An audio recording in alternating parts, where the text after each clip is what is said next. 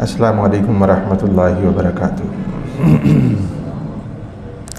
الحمدللہ رب العالمین والصلاة والسلام علی خیر خلقہ محمد وآلہ وصحبہ اجمعین ومن تبعہم بإحسان الی یوم الدین ثم اما بعد فاعوذ باللہ من الشیطان الرجیم بسم اللہ الرحمن الرحیم اللہم صلی علی سیدنا و مولانا محمد وعلی آل سیدنا و مولانا محمد مبارک وسلم وصلی علیہ۔ سیرت مبارکہ کورس میں آج ہماری تقریباً آخری نشست ہے۔ کل آپ کا کورس انشاءاللہ مکمل ہو جائے گا، اور اب تک کی جو ہماری گفتگو ہے، اگر آپ یہ چارٹ دیکھیں، یہ چارٹ آپ حضرات سے شیئر بھی کیا گیا، پوری کی پوری سیرت مبارکہ کو بڑے اچھے طریقے سے آپ سمرائز کر سکتے ہیں۔ ہم نے عہد مکی اور عہد مدنی ان دونوں کو بڑی تفصیل سے دیکھنے کی کوشش کی ہے۔ مکی عہد کو ہم نے 4 حصوں میں تقسیم کیا، مدنی عہد کو ہم نے 3 حصوں میں تقسیم کیا، پھر ہر حصے پہ ہماری گفتگو ہوئی ہے۔ تو ان چیزوں کو اگر آپ صرف ایک پیج پہ دیکھنا چاہیں تو یہ والا بڑا اچھا کام کیا جنہوں نے بھی کیا۔ نہ صرف یہ کہ ہر سن نبوی اور سن ہجری کے اہم واقعات کو ایک جگہ پہ رکھ دیا، بلکہ اس کے ساتھ ساتھ جو قرآن کریم نازل ہو رہا تھا، مثال کے طور پہ ہجرت سے پہلے قرآن کریم کا کتنا حصہ نازل ہو چکا تھا۔ ظاہر بات ہے کہ ہم ہر آیت کو، ہر سورت کو، ہر اس حصے کو بیان کر ہی نہیں سکتے اس نشست میں۔ ہجرت سے پہلے اکثر قرآن نازل ہو چکا تھا، تقریباً کوئی 23 کے قریب پارے۔ ہجرت کے بعد 7 ساڑھے 7 کے قریب پارے نازل ہوئے ہیں، اور کس سن نبوی میں کون سی صورت نازل ہوئی، یہ اگر آپ چارٹ دیکھیں تو اس کے بالکل نیچے دیکھیں، یہ دیکھیں، اس کو میں تھوڑا سا زوم کروں، یہ دکھائی دے رہا ہے، یہ صورتوں کے نام لکھے ہوئے ہیں۔ یہ والے یہ چارٹ کو 2 بڑے حصوں میں تقسیم کیا گیا ہے، مکی عہد میں اور مدنی عہد میں، جس طرح ہم نے تقسیم کیا تھا۔ آپ دیکھیں نا، یہ مکی عہد ہے جو بلو کلر میں ہمیں دکھائی دے رہا اوپر، اور دوسرا جو ہے وہ مدنی عہد ہے۔ یہ مکی عہد میں 90 صورتیں تقریباً نازل ہوئی ہیں، اور بقیہ صورتیں وہ مدنی عہد میں نازل ہوئی ہیں۔ ٹھیک ہے، صورتوں کے مضامین کیا تھے دونوں عہدوں میں، وہ آپ کے سامنے یہاں انہوں نے دیے ہوئے ہیں، اور اس کے ساتھ ساتھ پھر ہر سال میں جو واقعات پیش آئے اور پھر اس کے ساتھ جو صورت نازل ہوئی، وہ آپ کے سامنے انہوں نے نیچے چارٹ کے اندر ذکر کر دی ہے۔ تو میری گزارش، بلکہ آپ حضرات نے دیکھا ہوگا یقیناً، کیونکہ میں نے یہ بہت پہلے شیئر کیا تھا، یہ دیکھیں پہلے 3 سالوں میں جو حصہ نازل ہوا، اس کے بعد والے اس طریقے سے تفصیل۔ تو خیر، آج ہمارا یہ موضوع نہیں ہے، صرف آپ کو متوجہ کرنا تھا کہ اس چیز کو بھی آپ پیش نظر رکھیں اور ایک مرتبہ دوہرا لیں تاکہ پورا کورس تازہ ہو جائے۔ آج کی نشست میں ہم حضور نبی کریم صلی اللہ علیہ وسلم نے جو محنت فرمائی، یہ 23.5 سالہ جو مبارک محنت ہے، اس محنت کے نتیجے میں ایک سماج تشکیل پایا تھا، ایک معاشرہ تشکیل پایا تھا، ایک ریاست تشکیل پائی تھی۔ حضور نبی کریم صلی اللہ علیہ وسلم اس ریاست کے نہ صرف سربراہ تھے بلکہ آپ بانی بھی تھے، تو جس کو بہت زیادہ تذکرہ کیا گیا ہمارا، خاص کر پاکستان میں بھی یہ جو وقت گزرا ہے، کہ وہ جو ریاست تھی جسے ریاست مدینہ کے عنوان سے تعبیر کیا گیا ہے، تو وہ ریاست تھی کیا؟ یعنی ہم بھی کوشش کر رہے ہیں کہ ہم بھی اپنے آپ کو اس ماڈل کے مطابق اپنی تشکیل کر لیں، تو وہ ماڈل تھا کیا؟ مختصر سی گفتگو کرنی ہے اس پہ، یہ بہت لمبا موضوع ہے اور اس پہ بہت لمبی بحث ہو سکتی ہے، اس کے ہر پاکٹ پہ لیکن ہم اس کا تھوڑا سا خاکہ سا ہمارے سامنے آ جائے۔ ریاست مدینہ یہ عہد نبوی میں تشکیل پانے والا جو مدنی معاشرہ تھا وہ کیا تھا؟ اس کے بارے میں سب سے پہلی بات تو یہ سمجھ لیجئے کہ وہ کوئی اینٹ گارے کے بنے ہوئے مکانات کا نام ریاست مدینہ نہیں تھا، وہ بڑی بڑی بلڈنگز کا نام ریاست مدینہ نہیں تھا، بلکہ ریاست مدینہ ایک فکر کا نام تھا، ایک سوچ کا نام تھا۔ ریاست مدینہ ایک نظام کا نام تھا، وہ نظام معاشی بھی تھا، وہ نظام سیاسی بھی تھا، وہ نظام معاشرتی بھی تھا، وہ نظام اخلاقی بھی تھا، اس کا ایک پورا فکری نظام تھا۔ ریاست مدینہ میں چونکہ مدینہ کا لفظ آتا ہے تو بعض حضرات سمجھتے ہیں کہ جب ہجرت ہوئی تو اس وقت اس ریاست کا آغاز ہوا، حالانکہ ریاست مدینہ کا آغاز جب غار حرا میں پہلی وحی نازل ہوئی، اقرأ نازل ہوا، اسی وقت ہو گیا تھا۔ ریاست مدینہ جو سمجھ میں آتی ہے وہ قرآن سے سمجھ میں آتی ہے۔ اگر ریاست کا آغاز ہجرت سے ہو تو ہجرت کے بعد تو قرآن صرف 7 پارے نازل ہوئے ہیں، 7.5 پارے، بقیہ قرآن تو ہجرت سے پہلے نازل ہو چکا ہے۔ وہ جو اصول ہم مستنبط کرتے ہیں قرآن کریم سے، وہ اکثر حصہ جو ہے وہ مکی عہد کا ہے۔ تو مکی عہد جس کا ہم نے تفصیل سے تذکرہ کیا اپنی نشستوں میں، وہ ریاست مدینہ کی آپ یہ کہہ لیجئے کہ بنیادوں کے قیام کا، بنیادوں کے استحکام کا زمانہ ہے۔ ریاست مدینہ میں آپ دیکھیں گے کہ دین جو ہے اس کا جب خلاصہ ہم بیان کرتے ہیں تو ہم کہتے ہیں کہ دین 5 چیزوں کے مجموعے کا نام ہے۔ 5 چیزیں ہیں دین میں۔ نمبر 1 عقائد، نمبر 2 عبادات، نمبر 3 معاملات، نمبر 4 اخلاقیات، آپ اسے حسن معاشرت سے تعبیر کر لیں، اخلاقیات سے تعبیر کر لیں، اور نمبر 5 حدودات اور تعزیرات جو اسلامی سزائیں ہیں۔ ریاست مدینہ وہ ان 5 پلرز پہ کھڑی تھی۔ اس کا اپنا ایک فکری نظام تھا جسے عقائد کا نظام کہا جاتا تھا، اس کے اپنے عقائد تھے۔ اس کا اپنا عبادات کا سسٹم تھا، اس کے اپنا معاملات کا، چاہے وہ سیاسی معاملات ہوں، وہ سماجی معاملات ہوں، وہ جس نوعیت کے بھی معاملات ہوں، ان کا اپنا ایک نظام تھا، جو نظام خود جناب نبی کریم صلی اللہ علیہ وسلم نے وحی کی بنیاد پہ تشکیل دیا تھا۔ اس کا اپنا ایک اخلاقی نظام تھا، اس کا اپنا ایک سزاؤں کا نظام تھا۔ تو یہ سارے نظام مل کے وہ ریاست بنتی تھی۔ بہت زیادہ تذکرہ ہوا ویلفیئر سٹیٹ کا، کہا گیا کہ ریاست مدینہ ایک ویلفیئر ریاست تھی، جو حقیقت ہے، لیکن وہ صرف ویلفیئر نہیں تھی۔ بعض لوگ سمجھتے ہیں کہ رفاہ اور فلاح عامہ ہی اس ریاست کا آغاز اور اس کی انتہا تھی۔ جناب نبی کریم صلی اللہ علیہ وسلم ایک سوشل ورکر تھے۔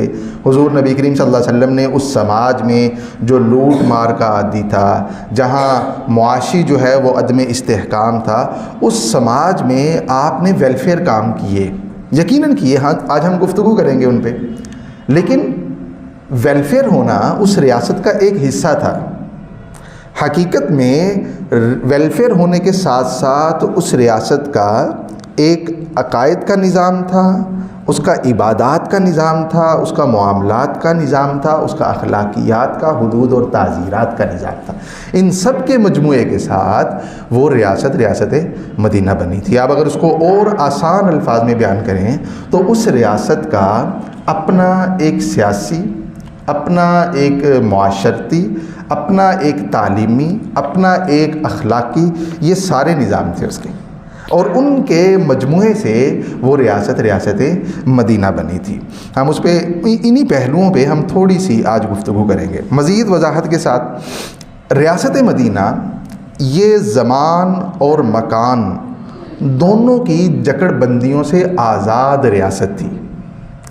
بعض لوگ کہتے ہیں کہ چونکہ مدینہ کا لفظ آ گیا تو وہ جو مدینہ شہر تھا اس میں قائم ہونے والی ریاست وہی ریاست مدینہ ہے۔ حالانکہ جب جناب نبی کریم صلی اللہ علیہ وسلم نے اس ریاست کا قیام عمل میں لایا ہے، یا جب ہم اس نظام کے مطابق اپنے نظام کو ڈھالنے کی کوشش کرتے ہیں، تو نہ صرف یہ کہ وہ جناب نبی کریم صلی اللہ علیہ وسلم کے زمانے کا نظام، نہ صرف یہ کہ وہ جو مدینہ شہر میں لاگو کیا گیا تھا وہ نظام، بلکہ پورے جزیرہ عرب میں لاگو کیا گیا، اور پھر حضور نبی کریم صلی اللہ علیہ وسلم کے مبارک عہد کے بعد خلفائے راشدین کے عہد میں بھی جو نظام رہا وہ سارے کا سارا نظام یہ ریاست مدینہ ہے۔ ریاست مدینہ مدینہ کی حدود کے اندر منحصر نظام نہیں تھا، ریاست مدینہ صرف 23.5 سالہ نبوی عہد کا نظام نہیں تھا، بلکہ یہ بنیادیں ملنے کا وقت تھا 23.5 سال، اور پھلنے پھولنے کا وقت خلفائے راشدین کا زمانہ تھا۔ تو اس لیے یہ بات یہ بہت کنفیوژنز ہیں ہمارے اندر۔ ہم سمجھتے ہیں کہ وہ جو مدینہ شہر تھا اس میں، یا صرف جناب نبی کریم صلی اللہ علیہ وسلم کے موجود ہونے کے وقت، ایسے نہیں ہے، بلکہ پورا جزیرہ عرب۔ آپ جانتے ہیں کہ جب مکہ فتح ہو گیا تو ہم نے کل وہ نقشے دیکھے کہ پورے کا پورا جزیرہ عرب، جس میں آج تقریباً 7 کے قریب ممالک شامل ہیں، وہ سارے کا سارا اس نظام کے ماتحت ہو گیا تھا جس نظام کے سربراہ جناب نبی کریم صلی اللہ علیہ وسلم تھے۔ اس میں مکہ بھی شامل تھا، اس میں مدینہ بھی شامل تھا، اس میں طائف، اس میں حوازن، اس میں یمن، اس میں عمان، اور آج کے جتنے یہ ہمارے عرب ممالک ہیں یہ اس کا حصہ تھے۔ عرب ممالک سے مراد قطر، بحرین، متحدہ عرب امارات وغیرہ۔ تو اس لیے ایک تو یہ مکان کی جگڑ بندیوں سے آزاد ریاست تھی، اسی طرح سے زمانے کی جکڑ بندیاں۔ یہ حضور نبی کریم صلی اللہ علیہ وسلم کا جب وصال ہوا ہے اس وقت یہ ریاست ختم نہیں ہو گئی، بلکہ اصول جو مہیا کیے جانے تھے وہ مہیا کر دیے گئے۔ بعد میں خلفائے راشدین کے زمانے میں اس ریاست کی تکمیل ہوئی ہے، یعنی یہ پھلی پھولی ہے۔ مثال کے طور پہ بیت المال کا تصور ہے، وہ حضور نبی کریم صلی اللہ علیہ وسلم نے دے دیا تھا، لیکن اس بیت المال کو جو مستحکم کیا ہے، اس کو بالکل ایک متحرک رول جو پلے کیا ہے اس نے، وہ خلفائے راشدین کے عہد میں، اور خلفائے راشدین میں سے بھی حضرت عمر رضی اللہ عنہ کے عہد میں، کیونکہ حضرت صدیق اکبر رضی اللہ عنہ کا جو عہد تھا وہ ہمارا اگرچہ موضوع نہیں ہے، لیکن آپ حضرات جانتے ہیں کہ وہ اس وقت کی بغاوتیں، اس وقت کے جو مختلف خلفشار تھے ریاست کے اندر، ان کو ختم کرنے میں زیادہ وقت صرف ہوا۔ تو حضرت عمر رضی اللہ عنہ کے زمانے میں وہ ریاست جس کی بنیادیں جناب نبی کریم صلی اللہ علیہ وسلم نے رکھی تھیں وہ پھلی پھولی ہے، اور وہ ہمیں بالکل اجلی اجلی نکھری نکھری دکھائی دیتی ہے۔ تو اس لیے یہ جکڑ بندیوں سے آزاد ریاست تھی۔ آج بھی اگر اس نظام کو اپنے اوپر لاگو کیا جائے گا، اپنی اجتماعیت کو، اپنی سوسائٹی کو، اپنے معاشرے کو اسی نظام کے مطابق تشکیل دیا جائے گا، تو جہاں بھی تشکیل دیا جائے وہ ریاست مدینہ ہوگی۔ اس کے لیے مدینہ شہر کا ہونا ضروری نہیں ہے۔ پاکستان بھی ریاست مدینہ بن سکتی ہے جبکہ وہ پورے کا پورا نظام یہاں پہ لاگو کر دیا جائے، اس کا عدالتی نظام، اس کا معاشی نظام، اس کا سیاسی نظام، اس کا اخلاقی نظام، اس کا عقائد، تصورات اور افکار کا نظام جب لاگو کر دیا جائے جہاں پہ، تو یہ بھی ریاست مدینہ ہے۔ تو اس لیے یہ والی ریاست مدینہ کا آغاز پہلی وحی کے ساتھ ہو گیا تھا۔ مکی دور ریاست کی فکری بنیادیں مستحکم کرنے کا دور تھا۔ آپ حضرات جانتے ہیں کہ جناب نبی کریم صلی اللہ علیہ وسلم نے مکہ مکرمہ میں جو محنت فرمائی ہے وہ 3 بنیادوں پہ محنت فرمائی ہے۔ پہلی بنیاد تو اس کی عقائد ہی تھے، عقائد، اور عقائد میں توحید، رسالت اور آخرت، ان 3 چیزوں پہ محنت ہوئی ہے۔ اور اس ریاست کی جس کی بنیاد آپ صلی اللہ علیہ وسلم نے رکھی، اس کی فکری بنیادیں ہمیں مکی دور سے جناب نبی کریم صلی اللہ علیہ وسلم کا جو 13 سال کا عرصہ گزرا ہے اس سے ملتی ہیں، اور زیادہ صلاحیتیں ہیں۔ اگر آپ دیکھیں مکی دور 13 سالوں پہ مشتمل ہے اور مدنی دور 10 سالوں پہ مشتمل ہے۔ زیادہ وقت، زیادہ صلاحیتیں، زیادہ قرآن کا نزول وہ مکی دور میں ہوا ہے۔ تو مکی دور کی اہمیت ریاست کی تشکیل میں بہت زیادہ ہے۔ ہم جب گفتگو کرتے ہیں تو عام طور پہ صرف مدنی دور پہ کرتے ہیں، ریاست پہ بات کرتے ہوئے، حالانکہ مکی دور جو ہے وہ حقیقت میں ریاست کی فکری بنیادوں کی تشکیل کا دور تھا، اور ریاست کا آغاز افکار سے ہوتا ہے، فکر سے ہوتا ہے۔ جب آپ فکری طور پہ اتحاد قائم کر دیتے ہیں ان باسیوں کے درمیان، کسی بھی علاقے، کسی بھی قوم اور ملت کے رہنے والوں کے درمیان جب آپ فکری اتحاد قائم کر دیتے ہیں تو یہ پہلی اکائی ہے، یہ پہلی بنیاد ہے جو آپ نے رکھ دی، اس کے بعد پھر یہ پھلتی پھولتی ہے۔ تو خیر جناب نبی کریم صلی اللہ علیہ وسلم کا جو مکی عہد ہے وہ ریاست کی فکری بنیادوں کی تشکیل کا دور ہے۔ مدنی دور سیاسی، معاشی اور معاشرتی اصلاحات کا دور ہے، استحکام کا دور ہے۔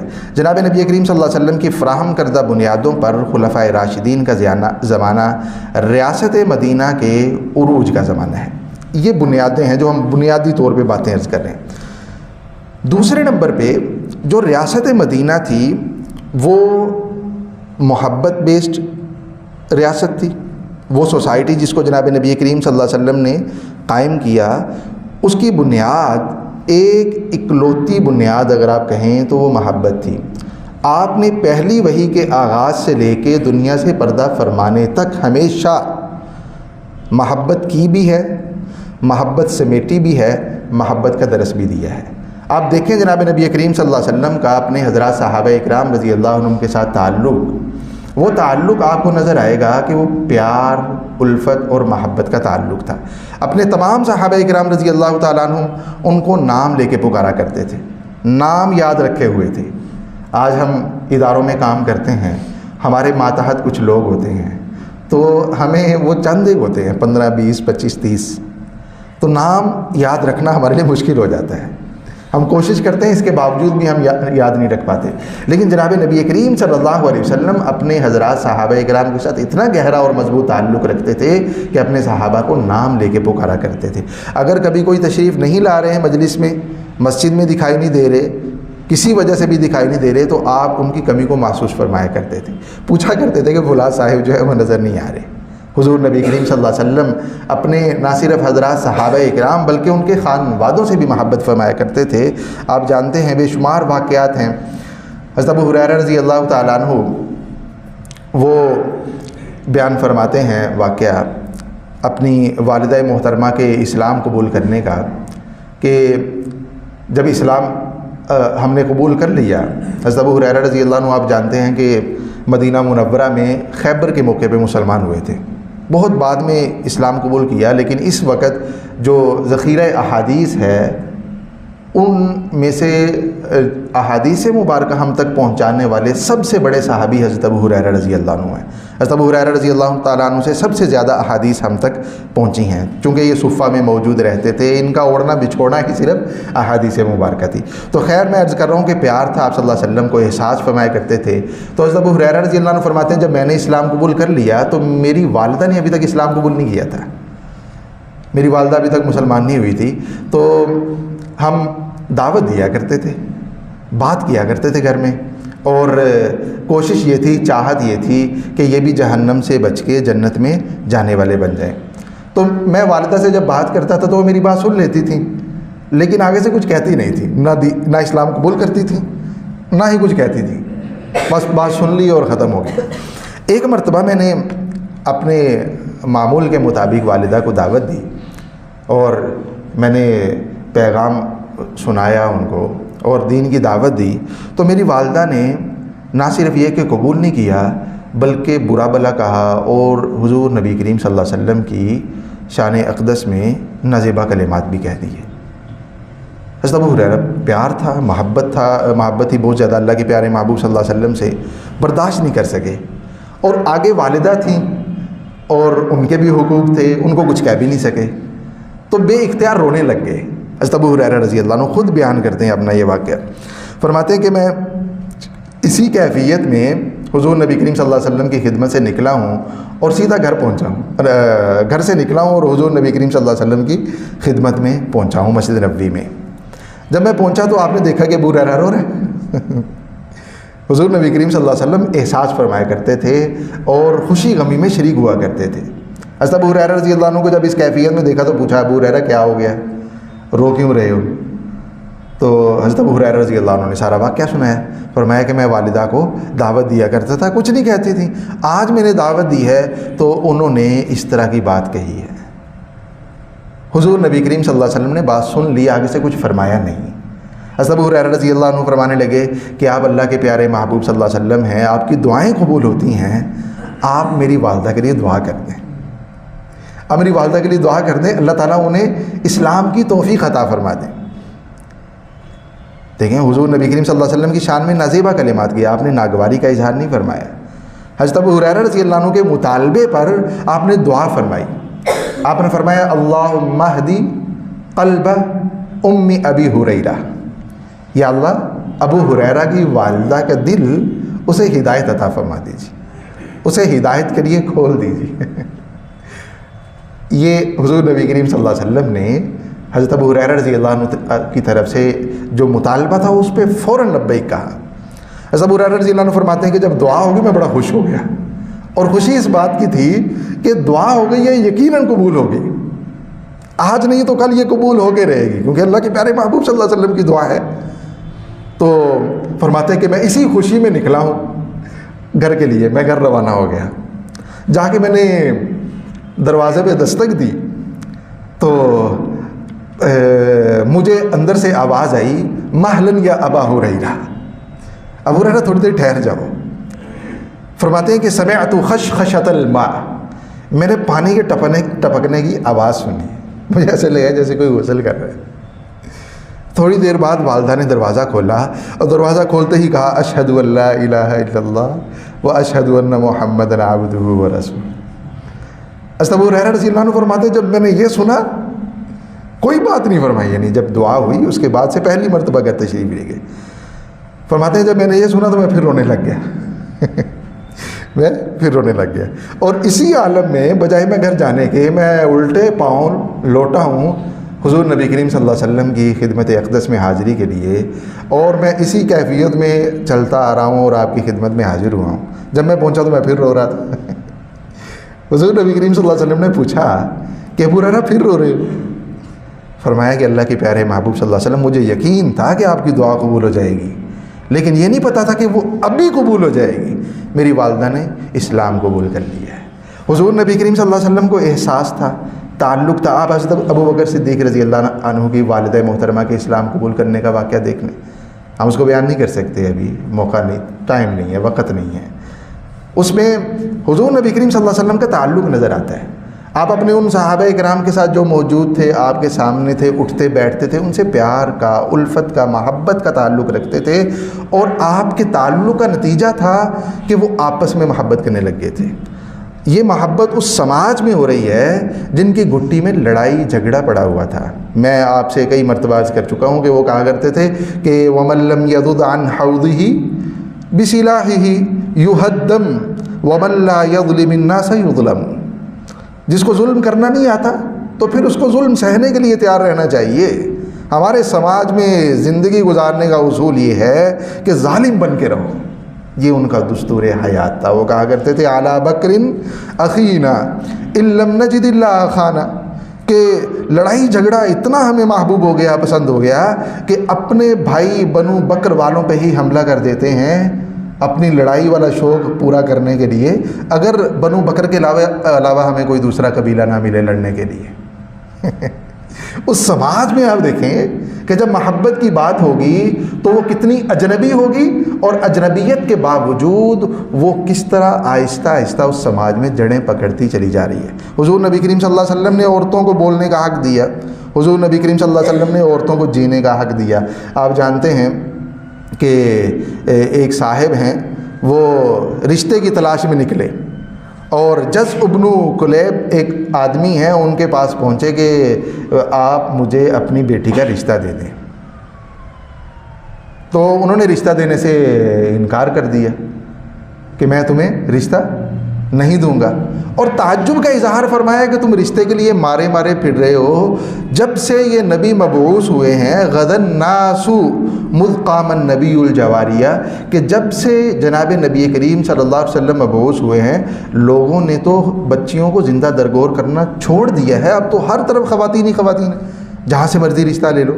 تو حضور نبی کریم صلی اللہ علیہ وسلم نے معاشرے کے اندر یہ حقوق بھی مہیا کرنے شروع کیے، اور اس کے ساتھ ساتھ محبت کا آپ نے ایک گویا کہ پورا ایک نظام جو عملی طور پہ آپ نے دکھایا ہے، اور پھر حضرات صحابہ اکرام رضی اللہ تعالیٰ عنہم کی زندگیوں میں وہ محبت، وہ ایثار، وہ الفت، وہ پیار نظر آتا ہے، جو ہجرت مدینہ کے بعد ہم نے کل کی نشست میں ذکر کیا کہ کیسے انصار صحابہ اکرام رضی اللہ تعالیٰ عنہم اپنے باغات حضور نبی کریم صلی اللہ علیہ وسلم کی خدمت اقدس میں پیش کر رہے ہیں کہ آپ انہیں مہاجرین کے اندر تقسیم فرما دیجئے۔ حضرت سعد اپنا سارا مال لے کے آگے ہیں کہ میں اس کے 2 حصے کرتا ہوں، عبد الرحمن آدھا آپ لے لیجئے، آدھا میرے پاس رہنے دیجئے، میری 2 بیویاں ہیں، ایک کو طلاق دے دیتا ہوں، جس سے آپ چاہیں اس سے شادی کر لیجئے، دوسری میرے پاس رہنے دیجئے۔ تو یہ حضور نبی کریم صلی اللہ علیہ وسلم نے اس سماج کی تشکیل فرمائی۔ میں عرض کر رہا ہوں کہ وہ محبت بیسڈ سوسائٹی تھی. جو ریاست آپ نے تشکیل دی اس کی بنیاد محبت تھی، نفرت نہیں تھی. اگر کوئی ایسی ریاست جو ریاست مدینہ ہونا کا دعویٰ کرے لیکن اس کی بنیاد میں نفرت ہو تو اس کو اپنے اس دعوے پہ نظر ثانی کرنی چاہیے. حضور نبی کریم صلی اللہ علیہ وسلم کے سماج میں نفرت نہیں تھی. نفرت تھی تو اس روایت کی بنیاد پہ من احب للہ وابغض للہ واعطى للہ ومنع للہ فقد استکمل الایمان. محبت ہوگی اللہ کے لیے ہوگی، نفرت ہوگی تو اللہ کے لیے ہوگی، یعنی اللہ کے دشمنوں سے ہوگی جو اعلانیہ اللہ سے دشمنی کرتے ہیں. باہمی الفت تھی، باہمی پیار تھا، باہمی احساس. وہ احساس بیس سوسائٹی تھی، اس کے اندر احساس، ایک دوسرے کا احساس تھا. بے شمار واقعات ہیں، جنگوں کے واقعات ہیں، عام زندگی کے واقعات ہیں کہ کس طرح حضرات صحابہ کرام رضی اللہ تعالیٰ عنہم ایک دوسرے کا احساس فرمایا کرتے تھے. ویلفیئر بیس سوسائٹی بھی تھی، یعنی اس سماج میں، اس معاشرے میں رفاہ عامہ، فلاح عامہ، اس کو بھی آپ نے بہت زیادہ پروموٹ کیا تھا. آپ جانتے ہیں کہ جب ہجرت ہو گئی مدینہ منورہ کی تو اس سماج میں جہاں گزر بسر کے لیے دوسرے قافلوں پہ حملہ کیا جاتا تھا، مال چھین لیا جاتا تھا اور اسی کی بنیاد پہ گزر بسر کیا جاتا تھا، حضور نبی کریم صلی اللہ علیہ وسلم نے لوگوں کے لیے اس طرح کا نظام پیش کیا کہ مشہور ہو گیا تھا پورے مدینہ منورہ اور اس کے مضافات میں کہ کسی آدمی کو بھی کسی قسم کی ضرورت ہو اسے قافلوں پہ حملہ کرنے کی ضرورت نہیں ہے، اسے لوٹ مار کرنے کی ضرورت نہیں ہے. وہ مسجد نبوی چلا جائے، اس کو کھانا بھی مل جائے گا اور رہنے کے لیے رہائش بھی مل جائے گی. حضرت ابو بصرہ غفاری رضی اللہ تعالیٰ عنہ، ان سے کسی نے پوچھا کہ یہ بنو غفار والے مسلمان کیسے ہوئے؟ بنو غفار والے کیسے مسلمان ہوئے تھے؟ تو ان کا ذرا تھوڑا واقعہ، کیونکہ بنو غفار والے اکٹھے مسلمان ہوئے، سارے قبیلہ پورے کا پورا. تو حضرت ابو بصرہ غفاری رضی اللہ تعالیٰ عنہ نے واقعہ بتایا تفصیل سے کہ ہمارا قبیلہ مسلمان کیسے ہوا. ہم شروع کی نشستوں میں ذکر کر چکے ہیں کہ عرب میں قحط بہت زیادہ آتے تھے، قحط سالی ہوتی تھی، وقتاً فوقتاً قحط آئے رہتے تھے. اس واقعے سے بھی ہمیں پتہ چلتا ہے. حضرت ابو بصرہ غفاری فرماتے ہیں کہ ہم مدینہ منورہ کے قریب ہی رہتے تھے اور ہمارے علاقے میں قحط آ گیا، کھانے پینے کی چیزیں ختم ہو گئیں اور کوئی گزر بسر کا کسی قسم کا امکان نہیں رہا. تو ہم نے مشاورت کی، کریں کیا کریں، مسلمان نہیں ہوئے تھے، ہم کیا کریں؟ تو اس بات پہ اتفاق کیا کہ سارے مدینے چلتے ہیں، سارے مسجد نبوی چلتے ہیں، وہاں جائیں گے، کھانے پینے کا نظم ہو جائے گا وہاں پہ. تو جب تک اللہ نے چاہا ہم وہاں قیام کریں گے اور اس کے بعد واپس لوٹ آئیں گے. اس نیت سے، اس مشورے کے ساتھ یہ پوری جماعت مدینہ منورہ میں مسجد نبوی حضور نبی کریم صلی اللہ علیہ وسلم کی خدمت اقدس میں حاضر ہوئے. آپ نے پوچھا کہ نماز کے بعد، آپ خود موجود تھے، صحابہ کرام رضی اللہ عنہ موجود تھے، من القوم، کون لوگ ہیں آپ لوگ، کون ہیں، کہاں سے آئے؟ پوچھا کہ تعارف کے لیے. تو انہوں نے فرمایا کہ قوم من بنی غفار، ہم بنو غفار سے ہیں، بنو غفار قبیلے سے ہیں، اور ساری کیفیت بتائی کہ اس طرح کا قحط آ گیا اور وغیرہ وغیرہ. حضور نبی کریم صلی اللہ علیہ وسلم نے اعلان فرمایا کہ ہر ایک، جتنے بھی مہمان ہیں، ایک مہمان کو ایک صحابی اپنے ساتھ لے لے. ہر مہمان ایک صحابی اپنے ساتھ لے جائے اور ان کو اپنے گھر میں ٹھہرائیں بھی، کھلائیں بھی، پلائیں بھی، اکرام کریں ان کا. صحابہ کرام رضی اللہ تعالیٰ عنہ نے ایک صاحب کو ساتھ لے لیا، بنو غفار قبیلے کے لوگوں کو. سارے چلے گئے. ابو بصرہ فرماتے ہیں کہ میں رہ گیا. میں کہتے میرا قد کاٹ اچھا خاصا تھا، پتہ نہیں اس وجہ سے مجھے کوئی نہیں لے کے گیا، مجھے کوئی نہیں لے کے گیا، میں رہ گیا مسجد میں اور اللہ کے پیارے محبوب صلی اللہ علیہ وسلم رہ گئے مسجد میں اور سارے چلے گئے. میرے سارے قبیلے والے بھی چلے گئے، حضرات صحابہ کرام بھی چلے گئے، میں مسجد میں رہ گیا. حضور نبی کریم صلی اللہ علیہ وسلم جب تشریف لے جانے لگے تو آپ نے فرمایا کہ ابو بصرہ تم میرے ساتھ آ جاؤ.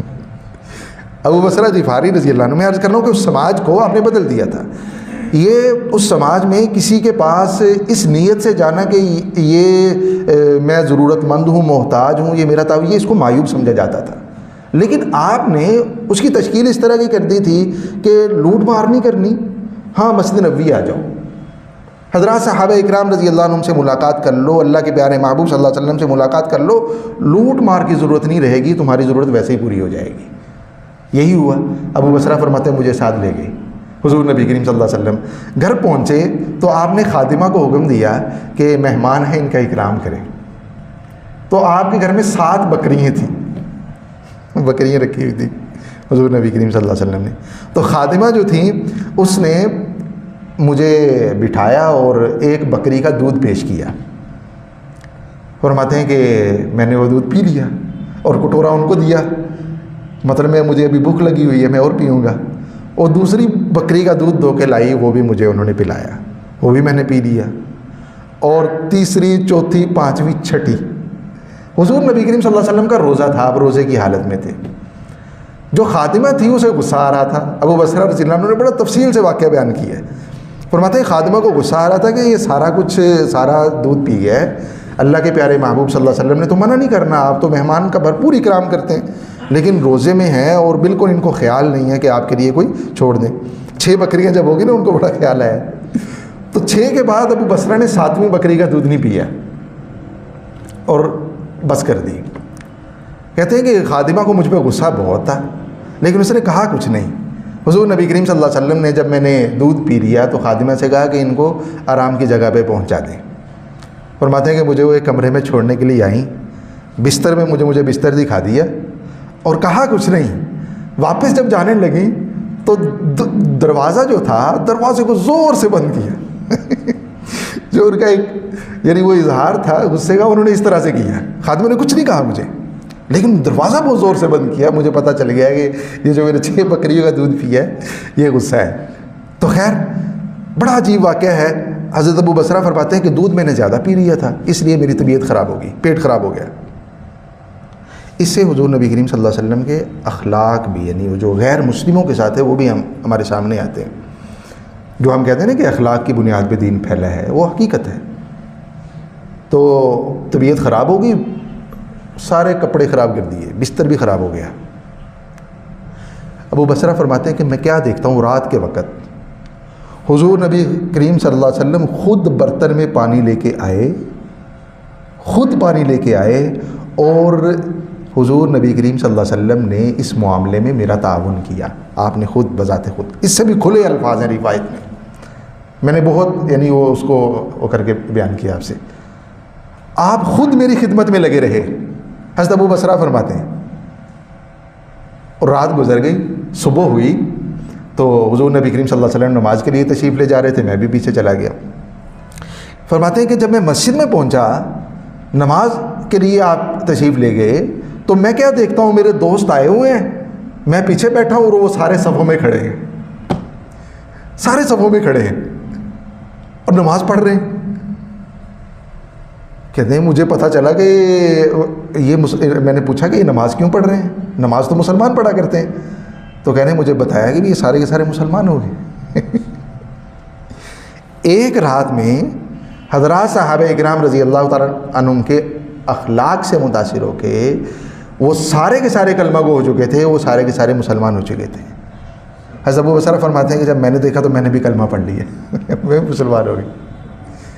اور دوسرے دن پھر ہم ادھر ہی تھے، ہم واپس نہیں گئے گھروں کو. آپ نے اعلان فرمایا کہ ایک ایک کو ساتھ لے جائیں. سارے چلے گئے، میں پھر بچ گیا. حضور نبی کریم صلی اللہ علیہ وسلم مجھے اپنے ساتھ لے آئے. خادمہ سے کہا کہ ان کا اکرام کریں. خادمہ نے مجھے دودھ پیش کیا. فرماتے ہیں کہ میں نے دودھ پکڑا. حضور نبی کریم صلی اللہ علیہ وسلم نے فرمایا کہ بسم اللہ پڑھو اور پیو، بسم اللہ پڑھو اور پیو. فرماتے ہیں کہ میں نے پیا اور پی کے کٹورا ان کے حوالے کر دیا اور جزاک اللہ بھی کہہ دیا کہ اب اور مجھے ضرورت نہیں ہے. میں سیر ہو چکا تھا، ایک کٹورے سے ہی میں سیر ہو چکا تھا. حضور نبی کریم صلی اللہ علیہ وسلم نے اس موقع پہ وہ معروف روایت ذکر فرمائی جو ہم شروع سے پڑھتے آ رہے ہیں کہ جو مومن ہے وہ ایک آنت سے کھاتا ہے اور کافر 7 آنتوں سے کھاتا ہے. سنیے روایت آپ نے، ان الکافر یاکل من 7 امعاء، کہ کافر 7 آنتوں سے کھاتا ہے. بسم اللہ پڑھنے کی برکت بھی ہے. تو اس میں عرض کر رہا ہوں کہ حضور نبی کریم صلی اللہ علیہ وسلم نے اس سماج کو تشکیل دیا تھا. اس طرح سے آپ نے لوگوں کے اندر خرچ کرنے کا بھی جذبہ پیدا کیا تھا. آپ دیکھیں کہ وَيُؤْثِرُونَ عَلَىٰ أَنفُسِهِمْ وَلَوْ كَانَ بِهِمْ خَصَاصَةٌ، حضرات صحابہ اکرام رضی اللہ تعالیٰ عنہم لے جاتے تھے. وہ آپ نے واقعہ سنا کہ گھر میں اہلیہ سے کہا کہ مہمان ہیں، تشکیل ہو گئی ہے، ان کا اکرام کرنا ہے. تو انہوں نے فرمایا کہ کھانا جو ہے نا وہ یا آپ کھا سکتے ہیں، ہم کھا سکتے ہیں، یا مہمان کھا سکتے ہیں. ایسے نہیں ہو سکتا کہ 2 بندے سیر ہو جائیں اس سے. تو انہوں نے کہا کہ پھر تو مہمان کو ہی پیش کرتے ہیں، مہمان کھائے گا. لیکن اکیلا مہمان کھائے یہ اس زمانے میں، اس سماج میں معیوب سمجھا جاتا تھا کہ میزبان مہمان کے ساتھ شریک نہ ہو. تو ان کی ترکیب انہوں نے ان کو سوجی کہ دسترخوان لگے گا، میں بھی مہمان کے ساتھ بیٹھوں گا، کھانا رکھا جائے گا، دیا جل رہا ہوگا. جب کھانا شروع ہو جائے تو آپ نے دیا گل کر دینا ہے، بتی بجھا دینی ہے. میں ہاتھ ہی ہلاتا رہوں گا اور مہمان کھاتے رہیں گے، وہ سیر ہو جائیں گے، ہم ٹھیک ہے ایسے ہی گزارا کر لیں گے. رات کا یہ واقعہ ہے. صبح مسجد نبوی میں پہنچتے ہیں تو پہنچنے سے پہلے یہ آیت مبارکہ نازل ہو چکی ہوتی ہے، وَيُؤْثِرُونَ عَلَىٰ أَنفُسِهِمْ وَلَوْ كَانَ بِهِمْ خَصَاصَةٌ. حضور نبی کریم صلی اللہ علیہ وسلم نے ان میں یہ جذبہ، احساس کا جذبہ بھرا تھا. وہ سوسائٹی جو تھی وہ احساس بیسڈ بھی تھی، وہ انفاق بیسڈ بھی تھی، وہ ویلفیئر بیسڈ بھی تھی. آپ دیکھیں حضور نبی کریم صلی اللہ علیہ وسلم نے حکم ارشاد فرمایا کہ خرچ کرو اللہ کے راستے میں. غزوہ تبوک کے موقع پہ حضرات صحابہ کرام حضرت صدیق اکبر رضی اللہ عنہ اپنے گھر کا پورا سامان لے آئے. حضرت فاروق اعظم رضی اللہ عنہ آدھا سامان لے آئے. آپ نے سنے نا واقعات. ایک صحابی ہیں حضرت ابو عقیل انصاری رضی اللہ تعالیٰ عنہ، بڑے عیالدار صحابی تھے، بال بچوں والے تھے اور ذرائع آمدن نہ ہونے کے برابر تھے. حضرت ابو عقیل نے بھی اعلان سنا، ایک موقع پہ خرچ کرنے کا اعلان ہوا ہے تو دیکھا پاس کچھ ہے ہی نہیں خرچ کرنے کے لیے. خرچ کرنے کے لیے مال کا ہونا ضروری نہیں ہے، خرچ کرنے کے لیے احساس کا ہونا ضروری ہے، دل کا ہونا ضروری ہے. فارسی کا ایک مقولہ ہے کہ مالداری بدل است نہ بے مال، و بزرگی بعقل است نہ بے سال. کہ جس طرح بزرگی کا تعلق بڑھاپے سے نہیں ہے، سالوں سے نہیں ہے، بلکہ عقل مندی سے ہے، اسی طرح سے مالداری کا تعلق بینک بیلنس سے نہیں ہے بلکہ دل سے ہے. حضور نبی کریم صلی اللہ علیہ وسلم نے جو سماج تشکیل دیا تھا، آپ جانتے ہیں غربت اور افلاس تھی اس میں، لیکن وہ خرچ کرتے تھے. یہ ابو عقیل ہیں، ان کی جیب میں کچھ نہیں ہے، خالی ہے، لیکن اس کے باوجود احساس موجود ہے، وہ جذبہ اور دل موجود ہے. تو جب اعلان سنا، ایک یہودی کے باغ میں چلے گئے. یہودی سے کہا کہ تمہارے باغ کو پانی کی ضرورت ہے، میں پانی لگانے کے لیے تیار ہوں. پانی لگانے کے لیے وہاں اس وقت وہ موٹریں نہیں ہوتی تھیں، وہ ٹیوب ویل نہیں ہوتے تھے، بلکہ کنویں ہوتے تھے اور اپنے کندھوں پہ کھینچ کھینچ کے پانی لگایا جاتا تھا اس باغ کو. اس طرح سے کھیتی کو سیراب کیا جاتا تھا. تو یہودی نے کہا ٹھیک ہے. حضرت ابو عقیل انصاری رضی اللہ عنہ ساری رات کنویں سے وہ ڈول کھینچ کھینچ کے باغ کو پانی لگاتے رہے. جب صبح ہوئی تو ان کو 2 ساکھ کھجوریں ملی، جو اجرت ملی. تو بال بچے بھی تھے، انہوں نے ان کھجوروں کے 2 حصے کیے. ایک حصہ گھر روانہ کیا اور دوسرا حصہ جن کی جیب خالی ہے وہ کل اثاثے کا دوسرا حصہ لے کے جناب نبی کریم صلی اللہ علیہ وسلم کی خدمت اقدس میں حاضر ہوئے. فرمایا کہ اللہ کے پیارے محبوب صلی اللہ علیہ وسلم، یہ میری طرف سے صدقہ ہے، اسے قبول فرما لیجیے. آپ نے فرمایا کہ اس ڈیری میں رکھ دو. حضرات صحابہ اکرام میں میں عرض کر رہا ہوں کہ وہ اس سوسائٹی کے آپ کو بنیادوں کو دیکھنا ہوگا کہ اس کا مزاج کس نوعیت کا تھا. اس کا اپنا ایک مزاج تھا، آپ نے تشکیل دیا تھا، اس میں احساس بھرا تھا، اس میں آپ نے جذبہ بھرا تھا، محبت بھری تھی، الفت بھری تھی. وہ ایک دوسرے کے لیے جینے والے لوگ تھے. یاد رکھیں کہ ادارے جو ہیں یہ ضروری ہوتے ہیں کسی بھی ریاست کے لیے، لیکن ریاست جو ہے وہ تشکیل پاتی ہے افراد کے باہمی تعلق سے. جب یہ فکری طور پہ متحد ہو جاتے ہیں، قلبی طور پہ متحد ہو جاتے ہیں، تو جیب خالی ہونے کے باوجود بھی یہ اتنے مضبوط ہوتے ہیں کہ کوئی ان کو چھیڑ نہیں سکتا. مکہ والے مشرکین مال و دولت کے اعتبار سے مسلمانوں سے مضبوط تھے ہجرت کے وقت، لیکن نظام مسلمانوں کے پاس تھا، ان کے پاس نظام نہیں تھا. نظام مسلمانوں کے پاس تھا. مسلمانوں نے معاہدے کیے، جو مدینہ منورہ کے تمام سٹیک ہولڈرز تھے، چاہے وہ مشرکین ہوں، منافقین ہوں، چاہے وہ مسلمان ہوں، چاہے وہ یہود ہوں، وہ نصارہ ہوں، وہ سب کے سب ان کے ساتھ معاہدہ کیا تھا، مرکزیت عطا ہو گئی تھی، اور جزیرہ عرب میں یہ واحد خطہ تھا جس کو سب سے پہلے مرکزیت عطا ہوئی، اور مرکزیت جب عطا کی جا رہی ہے تو ان کا کوئی بینک بیلنس نہیں تھا، لیکن فکری طور پہ متحد تھے، ان میں قلبی یگانگت موجود تھی، جس کی وجہ سے نہ صرف یہ کہ اس ریاست نے جزیرہ عرب کو، پورے کے پورے جزیرہ عرب کو اپنے زیر نگی کر لیا، بلکہ خلفائے راشدین کے دور میں آپ جانتے ہیں کہ اس وقت کے جتنے جو معلوم دنیا تھی اس وقت کی 3 بر اعظم تھے، ایشیا، یورپ اور افریقہ۔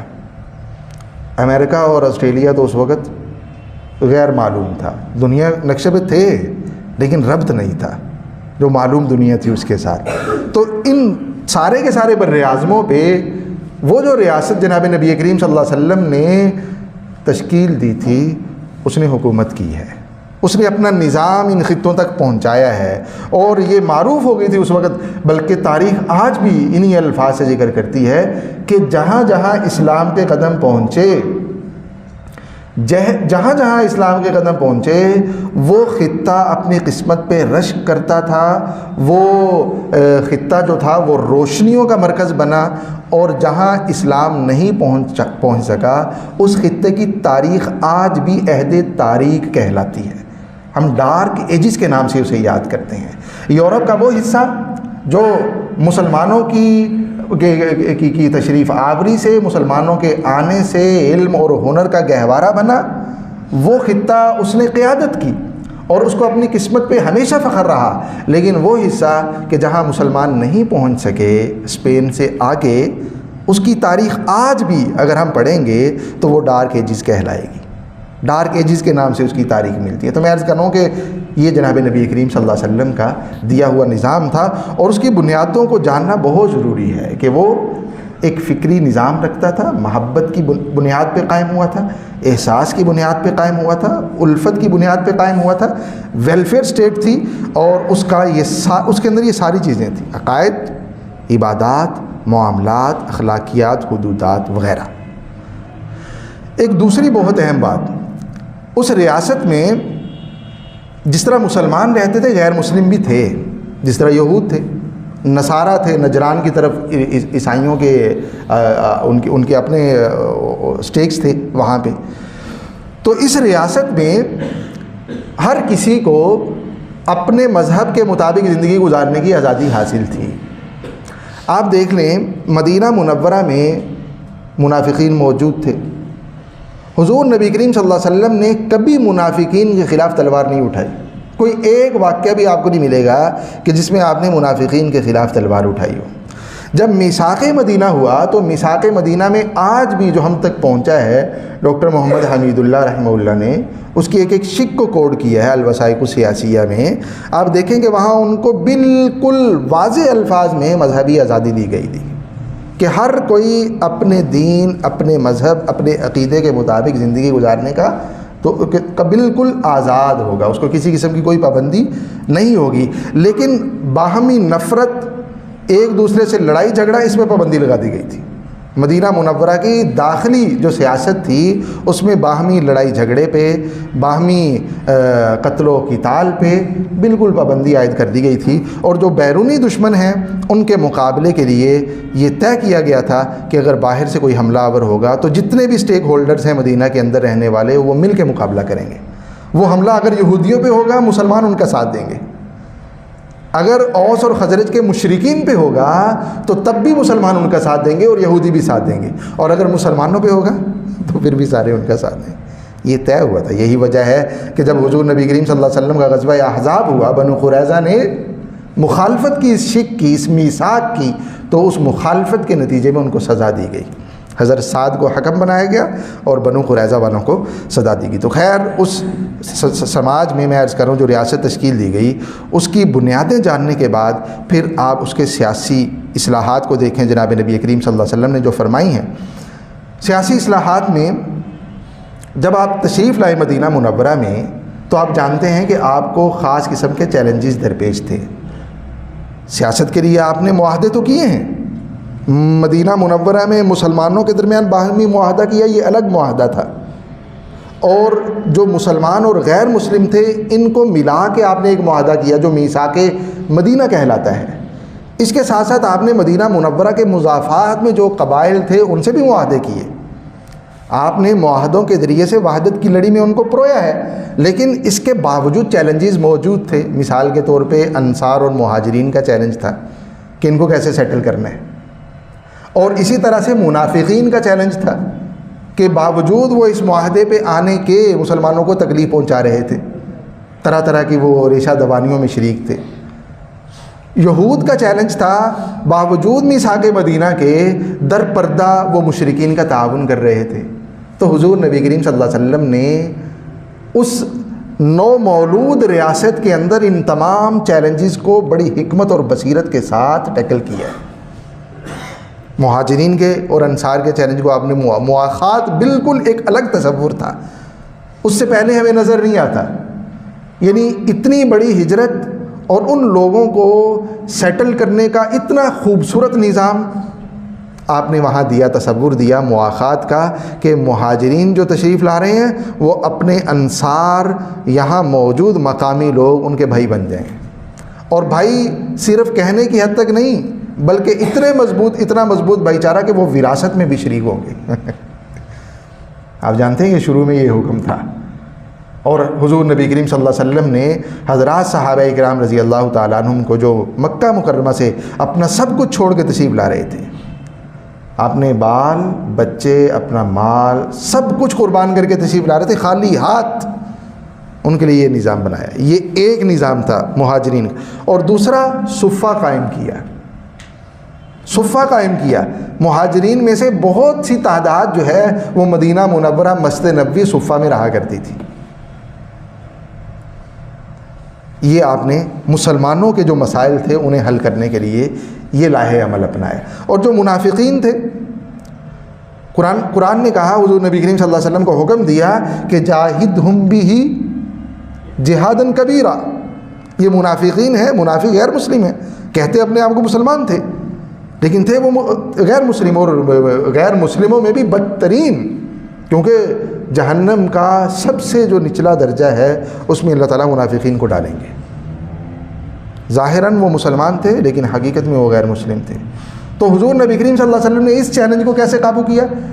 آپ نے ان کے خلاف جہاد لڑا ہے، لیکن وہ جہاد تلوار والا نہیں تھا، وہ جہاد تھا حکمت عملی والا۔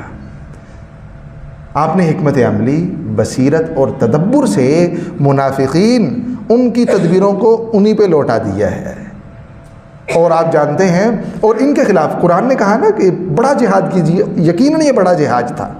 اس کی وجہ یہ ہے کہ جن کے خلاف تلوار کا جہاد ہوا ان کا تذکرہ بعد میں بھی ملتا رہا، ایون کہ حضور نبی کریم صلی اللہ علیہ وسلم نے دنیا سے پردہ فرمانے کے بعد سر بھی اٹھایا کئی ایک نے، اور ان کے خلاف حضرت ابوبکر رضی اللہ عنہ نے مہمات بھیجیں۔ لیکن منافقین، ان کا جناب نبی کریم صلی اللہ علیہ وسلم کے دنیا سے پردہ فرمانے کے بعد تذکرہ نہیں ملتا، بلکہ فتح مکہ کے بعد تذکرہ نہیں ملتا۔ اتنا زبردست قسم کا جہاد ہوا ان کے خلاف حکمت عملی اور بصیرت کا کہ منافقین جناب نبی کریم صلی اللہ علیہ وسلم کی مبارک زندگی میں ہی ختم ہو چکے تھے، پھر نظر نہیں آئے۔ اور تیسرا، یہود، بنو قینقاع، نذیر اور قریظہ، ان کے خلاف جناب نبی کریم صلی اللہ علیہ وسلم نے وہ جو معاہدہ ہوا تھا اس معاہدے کے ذریعے سے اس چیلنج کو ٹیکل کیا۔ معاہدہ مسلمان ہمیشہ اس کے پاسدار رہے، لیکن مخالفت ہوئی تو یہودیوں کی طرف سے ہوئی، پھر ان کو سزائیں بھی ملی، جلا وطن بھی ہوئے اور جنگی قیدی بنا کے ان کو قتل بھی کیا گیا۔ تو خیر، میں عرض کر رہا ہوں کہ حضور نبی کریم صلی اللہ علیہ وسلم نے جو اس وقت کے متنوع چیلنجز تھے ان کو بڑی حکمت اور بصیرت کے ساتھ حل کیا ہے۔ داخلی طور پہ بھی مدینہ منورہ کو مستحکم کیا ہے، اور مدینہ منورہ کی جو سیاست خارجہ ہے اسے بھی مضبوط کیا ہے۔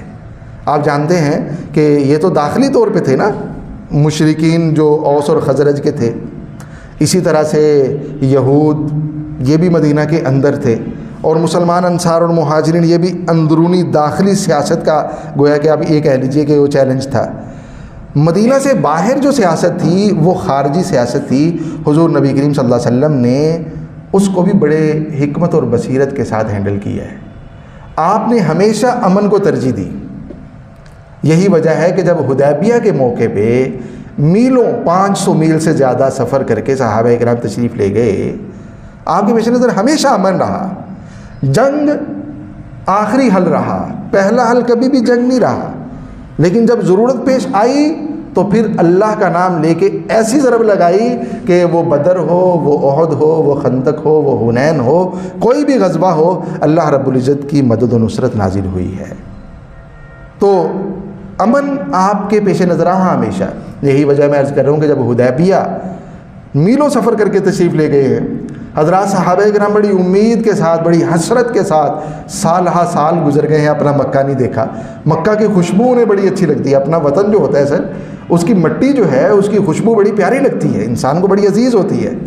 اور اس خوشبو کو صرف وہی محسوس کر سکتا ہے جس کا اس وطن میں وقت گزرا ہو. جہاں بچپن گزرا ہوتا ہے اس کی اپنی خوشبو ہوتی ہے اور بچپن گزارنے والا ہی محسوس کر سکتا ہے، اور کوئی نہیں محسوس کر سکتا. حضرات صحابہ کرام رضی اللہ تعالیٰ عنہ اس امید اور آس کے ساتھ تشریف لے جا رہے ہیں، اور جب حدیبیہ میں پہنچے ہیں تو مشرکین آگے، ارے آپ کو تو نہیں جانے دیں گے ہم، یہ تو نہیں ہو سکتا، ہماری تو عزت اور وقار کا مسئلہ ہے، ہم نے تمہارے خلاف جنگیں لڑی ہیں اور تمہیں روکے رکھا ہے، آج تمہیں خود اجازت کیسے دے دیں؟ یہ تو اپنے آبا کے ساتھ ناانصافی ہوگی جن کے لیے ہم نے خون بہائے ہیں. تو یہ ان کا مقدمہ تھا. اور حضور نبی کریم صلی اللہ علیہ وسلم نے فرمایا کہ ہم لڑنے کے لیے نہیں آئے، ہم قتال، یہ بیت اللہ ہے، یہ اللہ کا گھر ہے، یہ تمہاری ملکیت نہیں ہے. اور اس کا طواف صرف قریش کا حق نہیں ہے، بلکہ جس طرح دیگر قبائل مذاہب والے وہ آ کے اس کا طواف کرتے ہیں تو ہم بھی طواف کریں گے، ہم عمرہ کریں گے. تو مانے نہیں. وہ یہاں جنگ کی جا سکتی تھی لیکن آپ نے جنگ کو ترجیح نہیں دی. حضرت عمر رضی اللہ عنہ نے فرمایا بھی کہ ہم حق پہ نہیں ہیں، ہم کیوں دین کے معاملے میں اس کم تر فیصلے کو قبول کریں. حضرت عمر رضی اللہ عنہ نے اس طرح کے اظہار کیے. تو حضور نبی کریم صلی اللہ علیہ وسلم کے سامنے جب انہوں نے پیشکش کی کہ ہم صلح کر لیتے ہیں اور صلح کی شرائط بھی ایسی رکھیں جو یک طرفہ تھیں. یعنی یک طرفہ ہونے کا آپ یہ اس سے دیکھیے کہ اگر کوئی مشرکین میں سے اسلام قبول کر کے مکہ چھوڑ کے مدینہ جائے گا تو مسلمان اسے واپس بھیجیں گے، اسے مدینہ میں نہیں رکھ سکتے. اور اگر وہاں سے کوئی آئے گا تو پھر مکہ والے واپس نہیں کریں گے، وہ ادھر رہے گا. اور اس سال یہ جو آپ میلوں سفر کر کے آئے ہیں اور مکہ آپ کے چند کوس کے فاصلے پہ رہ گئے ہیں، تو آپ کو مکہ داخل ہونے کی اجازت نہیں ہے، عمرہ نہیں کر سکیں گے، ابھی واپس جائیں گے، اگلے سال پھر آئیں گے. ظالم تھے یہ. اگلے سال پھر آئیں گے اور پھر آپ کو عمرہ کرنے کی اجازت ہوگی، لیکن آپ نے 3 دن سے زیادہ نہیں رہنا مکہ میں، اور ہتھیار بھی نہیں لے کے آنے ساتھ میں. اس طرح کی شرائط. حضور نبی کریم صلی اللہ علیہ وسلم نے جب امن کی بات آ گئی تو پھر ہر قسم کے جذبات کو، ہر قسم کی ترجیحات کو ایک سائڈ پہ رکھ دیا اور امن کو قبول کیا. اور امن کو قبول کیا، اللہ رب العزت نے قرآن اتار دیا، انا فتحنا لک فتحا مبینا. اس کو فتح مبین قرار دیا، اور یقیناً یہ فتح مبین تھی. یہی وجہ ہے کہ ان 4 سالوں میں سن 6 ہجری سے لے کے سن 10 ہجری تک اسلام جتنا پھیلا ہے گزشتہ 19 سالوں میں اتنا نہیں پھیلا. آپ جانتے ہیں کہ سن 6 سے 8 ہجری تک جو بڑے بڑے بادشاہ تھے ان کو خطوط لکھے گئے، جس میں رومن امپائر کے بادشاہ کو بھی خط لکھا گیا اور پرشین امپائر کے بادشاہ کو بھی خط لکھا گیا. یعنی اس وقت کی جو 2 سپر طاقتیں تھیں ان کو مخاطب کیا. شاہ حبشہ کو بھی خط لکھا گیا، اور جو چھوٹے چھوٹے گورنرز تھے ان کو بھی خطوط لکھے گئے. گویا کہ حضور نبی کریم صلی اللہ علیہ وسلم نے اپنی دعوت کا دائرہ کار جو ہے وہ بہت وسیع کر دیا، کیونکہ خارجی طور پہ آپ نے جو اپنا سب سے بڑا دشمن تھا اس کو کیا کر دیا تھا؟ اس کو معطل کر دیا تھا. چاہے عارضی طور پہ ہی تھا لیکن اس کو معطل کر دیا. اور وہ جو عارضی طور پہ معطل کرنا تھا وہ 2 سال کے بعد ہمیشہ کے لیے اس کو ختم کر دیا. صرف 2 سال کے اندر. 10 سال کی یہ صلح تھی، 10 سال کی یہ معاہدہ ہوا تھا، لیکن مشرکین نے خود اپنی غلط پالیسیوں کی وجہ سے بنو بکر پہ بنو خزاعہ نے حملہ کیا. بنو خزاعہ حلیف تھے قریش کے اور بنو بکر مسلمانوں کے. تو اب اس معاہدے کی ایک شک یہ تھی کہ قریش اور مسلمان یہ دو فریق ہیں، ان دو فریقوں میں سے جو قبیلہ جس کا حلیف بننا چاہے اسے اجازت ہوگی، اور یہ معاہدہ اس حلیف پر بھی لاگو ہوگا۔ بنو خزاعہ قریش کے حلیف بن گئے، بنو بکر مسلمانوں کے حلیف بن گئے۔ تو معاہدے کے 2 سال گزرے تھے کہ بنو خزاعہ نے بنو بکر پہ حملہ کر دیا، ان کے جوانوں کو قتل کیا۔ حضور نبی کریم صلی اللہ علیہ وسلم نے پیغام بھیجا کہ دیت دو، قصاص دو، یہ ظلم ہوا ہے اور معاہدے کو توڑا گیا ہے۔ لیکن اس خون بہا کو نہ دینے کی وجہ سے آپ نے صحابہ کرام کو حکم ارشاد فرمایا کہ مکہ چلیں گے، 10,000 کا لشکر لے کے نکلیں۔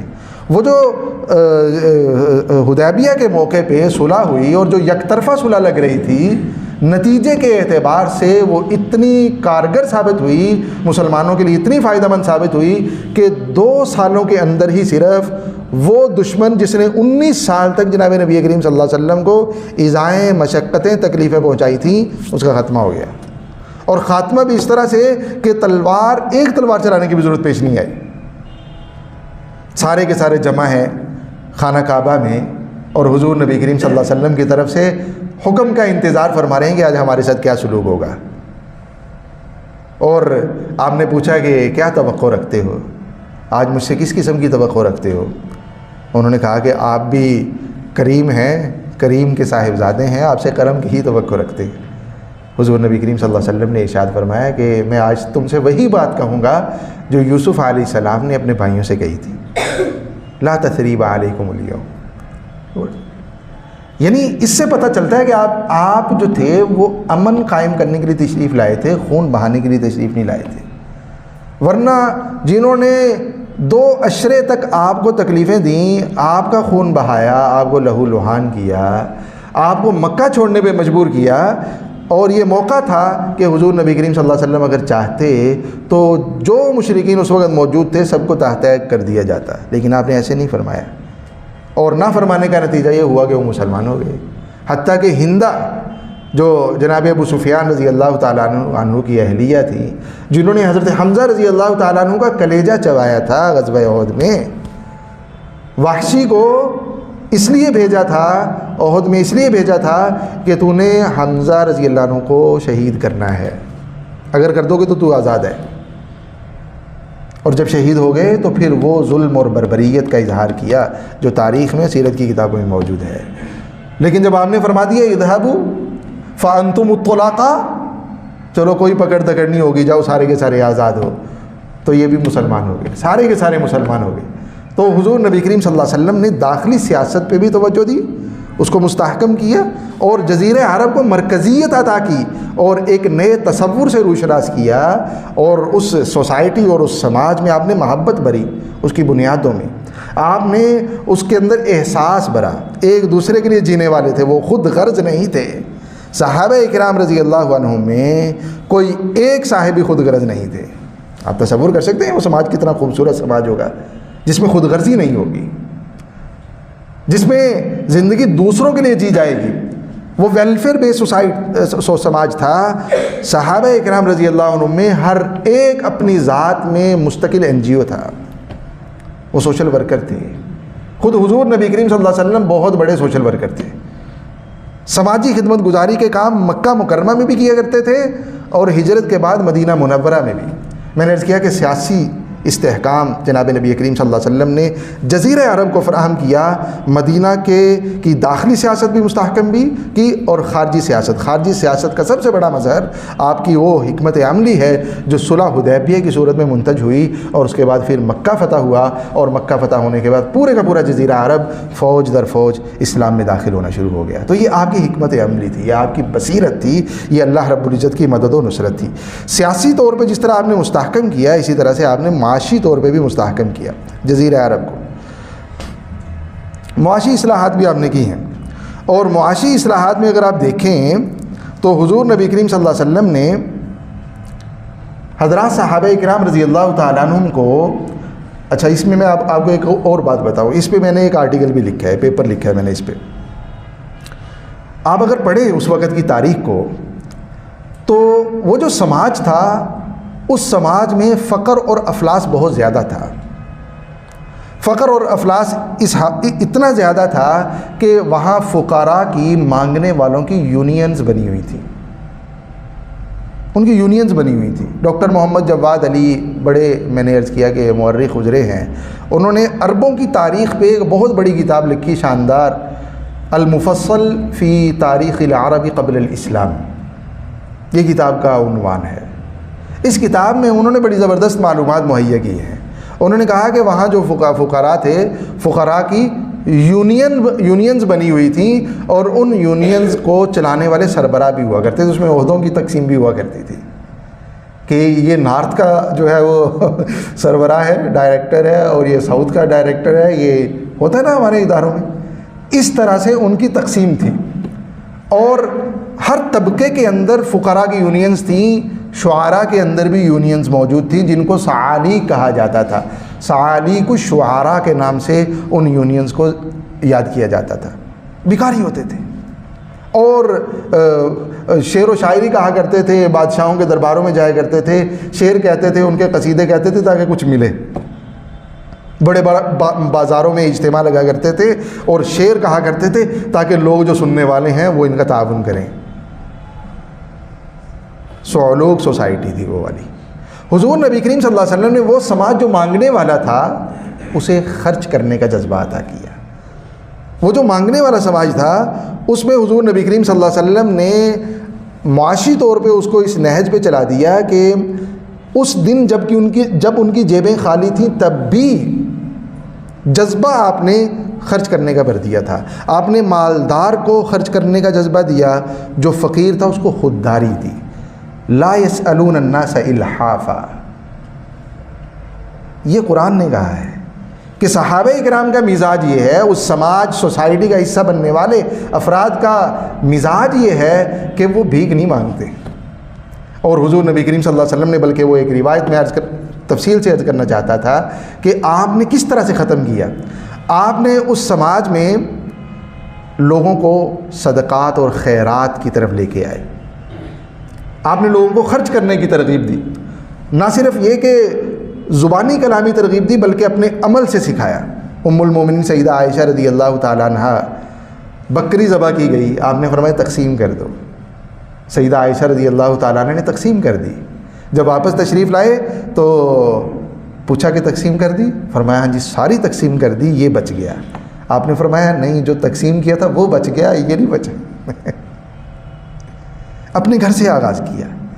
اور حضور نبی کریم صلی اللہ علیہ وسلم نے اس سماج میں جو مانگنے والے تھے ان کو خودداری بھی عطا کی، اور آہستہ آہستہ ان کو اپنے قدموں پہ کھڑا کرنا بھی شروع کیا، معاشی طور پہ مستحکم کرنے کے لیے۔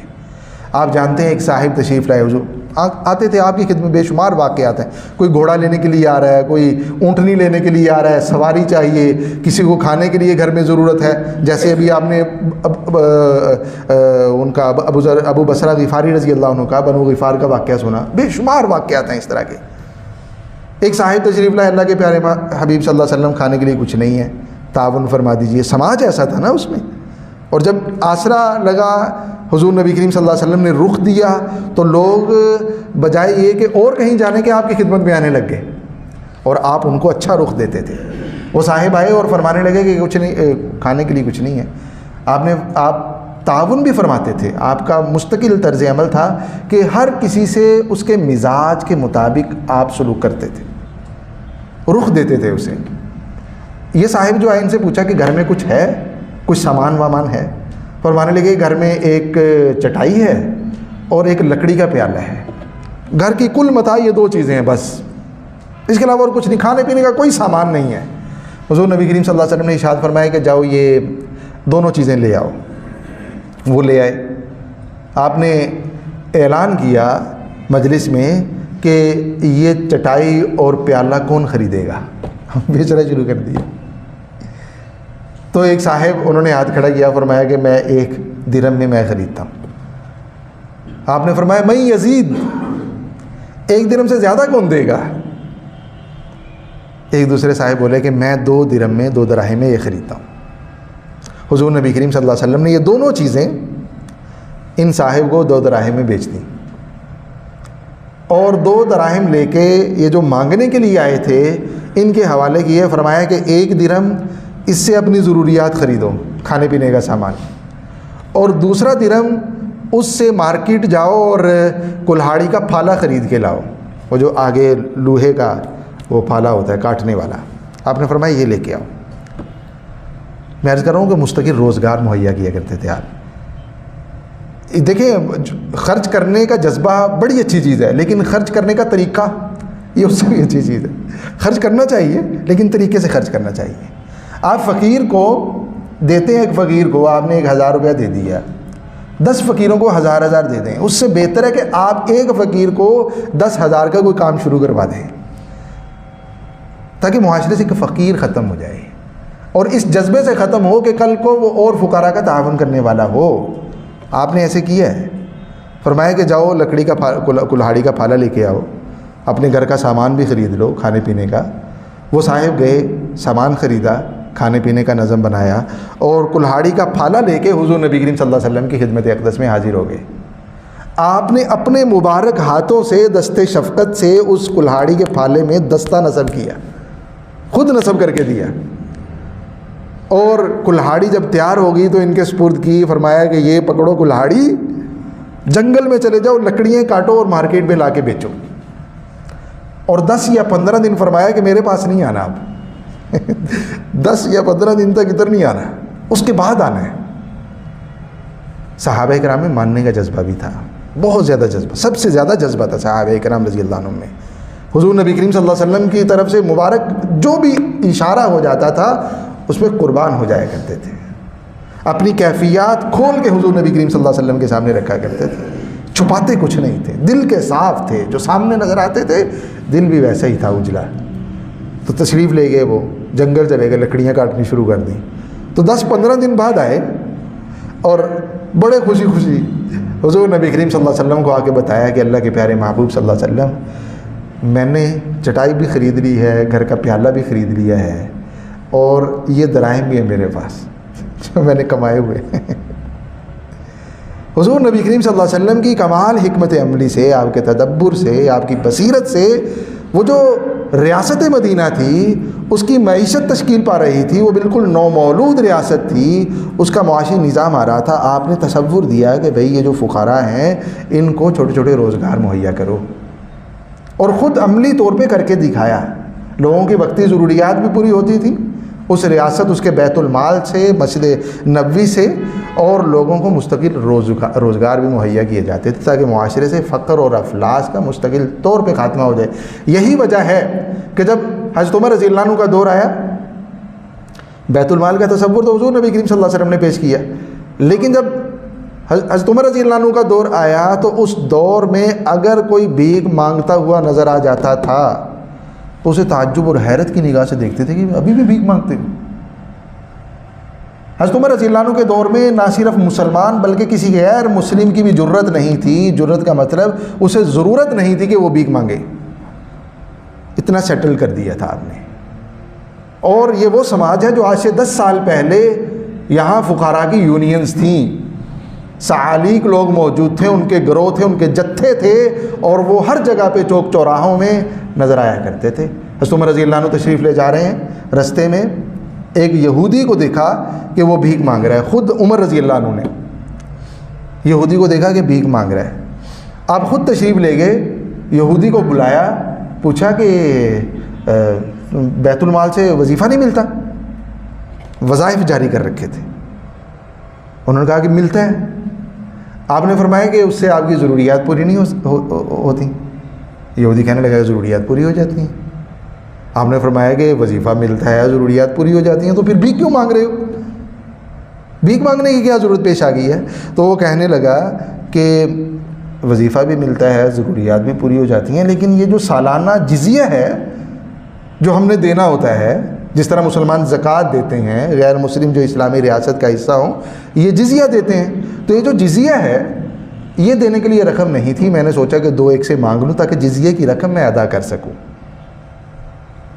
حضرت عمر رضی اللہ تعالیٰ عنہ نے صبح ہی اپنی کابینہ کو بلایا، اور وہ جو قانون تھا وہ جو دستور بنا ہوا تھا کہ غیر مسلموں سے جزیہ لیا جائے گا، اس میں ترمیم کی اس ایک واقعے کے بعد کہ وہ غیر مسلم جو زیادہ بڑھاپے کی وجہ سے یا کسی وجہ سے بھی معذوری کی وجہ سے باوجود محنت اور کوشش کے جزیہ ادا نہ کر سکے تو اس کا جزیہ معاف ہے، بھیک نہیں مانگنی۔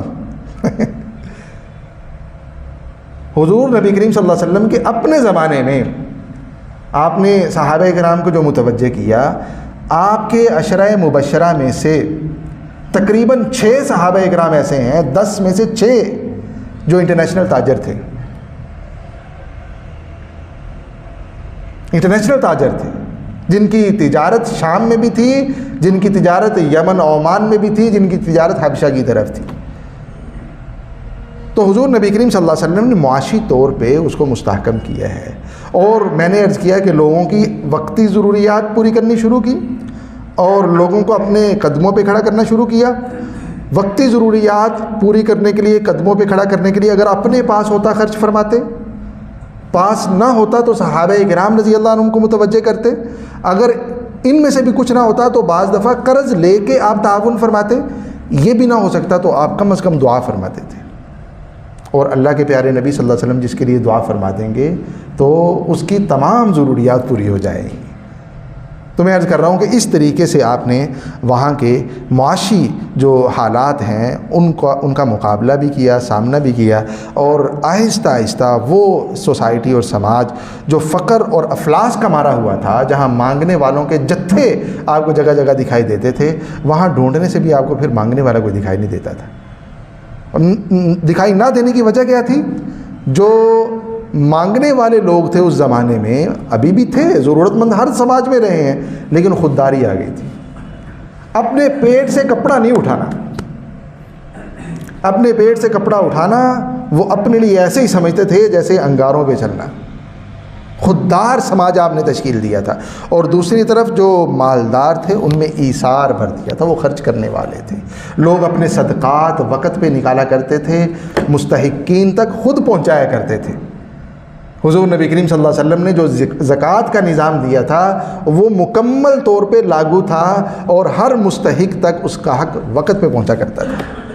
ہر چیز، ہر جو فنکشن تھا وہ مستقل کام کر رہا تھا، ریاست حرکت میں تھی، تو سب کچھ نظام جو تھا وہ مستحکم اور بڑی خوبصورتی کے ساتھ چلتا ہوا ہمیں دکھائی دے رہا تھا۔ تو خیر میں عرض کر رہا ہوں کہ وہاں کا جس طرح سے ایک سیاسی نظام تھا، وہاں کا ایک معاشی نظام بھی تھا۔ سیاست جس طرح داخلی تھی، خارجی بھی تھی، آپ نے دونوں سیاستوں کو دیکھا ہے، اور معاشی نظام کو حضور نبی کریم صلی اللہ علیہ وسلم نے ان جہات پہ لوگوں کی وقتی ضروریات پوری کر کے، لوگوں کو مستقل روزگار دے کے خود کر دیا، صحابہ کرام کو متوجہ کر دیا، قرض لے کے تعاون کر دیا، یا ان کے لیے دعا فرما دی۔ یہ آپ کے مستقل طرز عمل تھا ان کے تعاون کرنے میں۔ تو اس ریاست کا ٹائم ہمارا زیادہ ہو گیا، یہ مختلف پہلو ہیں، ان 2-3 پہلوؤں پہ ہماری گفتگو ہوئی ہے، اور اس سے ہٹ کے اس ریاست کا اپنا ایک تعلیمی نظام بھی تھا۔ یہ تعلیمی نظام ہمیں مکہ مکرمہ میں بھی نظر آتا ہے، مدینہ منورہ میں بھی نظر آتا ہے۔ مکہ مکرمہ میں آپ کو دار ارقم نظر آتا ہے، مکہ مکرمہ میں آپ کو حضرت عمر رضی اللہ عنہ کی جو ہمشیرہ ہیں حضرت فاطمہ، ان کا گھر نظر آتا ہے۔ صحابہ کرام، مختلف صحابہ کرام رضی اللہ تعالیٰ عنہم کے گھرانے وہ درسگاہوں کا کام کر رہے تھے۔ خود جناب نبی کریم صلی اللہ علیہ وسلم چلتی پھرتی درسگاہ تھے۔ ڈاکٹر محمد حمید اللہ نے ہی ایک آپ یہ کہہ لیجئے کہ مختصر سا کتابچہ لکھا ہے اس عہد کے تعلیمی نظام پہ، وہ میں انشاءاللہ آپ کو آج بھیجوں گا، اس کو آپ پڑھیے، ہمارا وقت ختم ہو گیا۔ تو جس طرح وہ مکی عہد میں پورا ایک تعلیمی نظام تھا، حضور نبی کریم صلی اللہ علیہ وسلم نے علم کو، عالم کو، قراء کو، قرآن پڑھنے والوں کو، پڑھانے والوں کو، فقہا کو اہمیت دی تھی۔ اور وہ سماج کے جن کو لکھنے پڑھنے کا کچھ پتہ نہیں تھا، جب حضور نبی کریم صلی اللہ علیہ وسلم کی بعثت ہوئی ہے، پورے مکہ میں جو لکھنا اور پڑھنا جانتے تھے ان کو انگلیوں پہ گنا جاتا تھا۔ وہ فلاں محلے کے اندر ایک صاحب ہیں، وہ بھی لکھنا جانتے ہیں، فلاں بستی کے اندر صاحب ہیں، اس طرح سے انگلیوں پہ گنا جا سکتا۔ اور جب آپ کا وصال ہوا ہے، آپ اس وقت کی تاریخ اٹھا کے دیکھیں کہ حضرات صحابہ کرام رضی اللہ تعالیٰ عنہ میں سے اکثر لکھنا پڑھنا جانتے تھے، قرآن کے حافظ تھے، قرآن کے عالم تھے، اور وہ اتنا علم اللہ تعالیٰ نے ان کو عطا کر دیا تھا کہ انہی حضرات صحابہ کرام رضی اللہ تعالیٰ عنہ نے جہان گلہ بانی کے ایسے اصول دیے کہ جن اصولوں نے کیسر کو بھی زمین بوس کر دیا، جن اصولوں نے کسرا کو بھی زمین بوس کر دیا۔